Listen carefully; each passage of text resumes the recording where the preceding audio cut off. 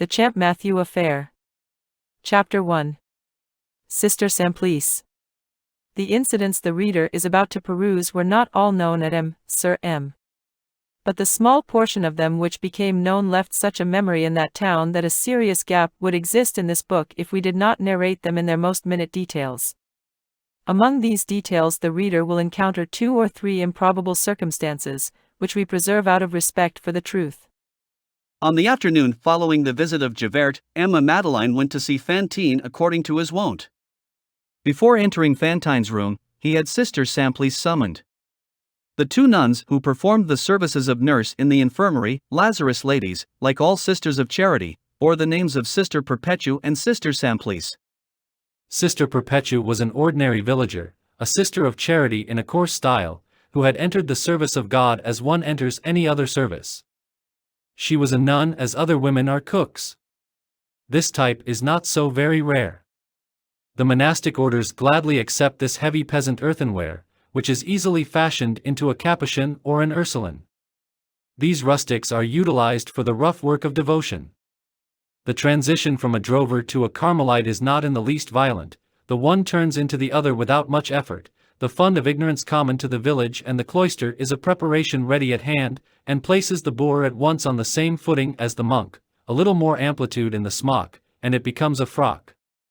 Sister Perpétue was a robust nun from Marines near Pontoise, who chattered her patois, droned, grumbled, sugared the potion according to the bigotry or the hypocrisy of the invalid, treated her patients abruptly, roughly, was crabbed with the dying, almost flung God in their faces, stoned their death agony with prayers mumbled in a rage, was bold, honest, and ruddy.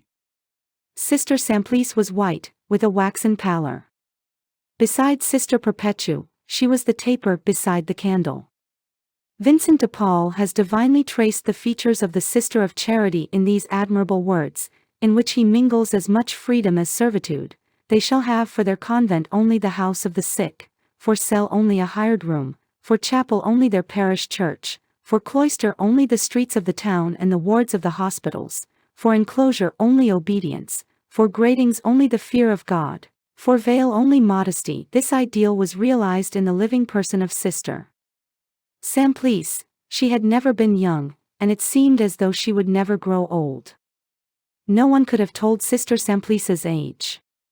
She was a person, we dare not say a woman, who was gentle, austere, well-bred, cold, and who had never lied.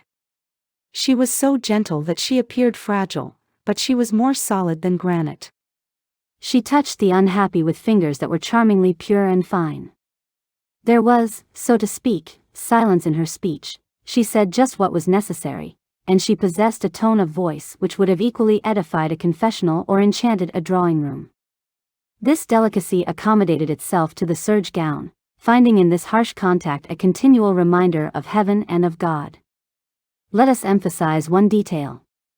Never to have lied, never to have said, for any interest whatever, even in indifference, any single thing which was not the truth, the sacred truth, was Sister Simplice's distinctive trait. It was the accent of her virtue. She was almost renowned in the congregation for this imperturbable veracity. The Abbé Sicard speaks of Sister Simplice in a letter to the deaf-mute Massou. However pure and sincere we may be, we all bear upon our candor the crack of the little, innocent lie. She did not. Little lie, innocent lie, does such a thing exist? To lie is the absolute form of evil.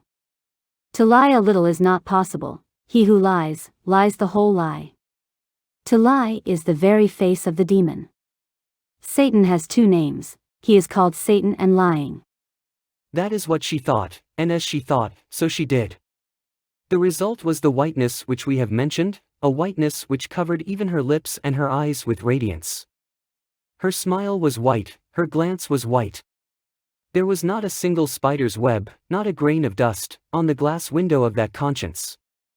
On entering the order of Saint Vincent de Paul, she had taken the name of Simplice by special choice. Simplice of Sicily, as we know, is the saint who preferred to allow both her breasts to be torn off rather than to say that she had been born at Segesta when she had been born at Syracuse, a lie which would have saved her. This patron saint suited this soul. Sister Simplice, on her entrance into the order, had had two faults which she had gradually corrected. She had a taste for dainties, and she liked to receive letters. She never read anything but a book of prayers printed in Latin, in coarse type. She did not understand Latin, but she understood the book. This pious woman had conceived an affection for Fantine, probably feeling a latent virtue there, and she had devoted herself almost exclusively to her care. Madeleine took Sister Simplice apart and recommended Fantine to her in a singular tone, which the sister recalled later on. On leaving the sister, he approached Fantine. Fantine awaited Madeleine's appearance every day as one awaits a ray of warmth and joy. She said to the sisters, "I only live when Monsieur le Maire is here." She had a great deal of fever that day. As soon as she saw Madeleine, she asked him, "En Cosette?" He replied with a smile, "Soon." Madeleine was the same as usual with Fantine. Only he remained an hour instead of half an hour, to Fantine's great delight.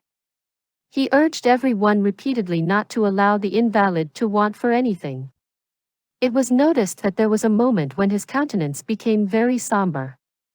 But this was explained when it became known that the doctor had bent down to his ear and said to him, "She is losing ground fast."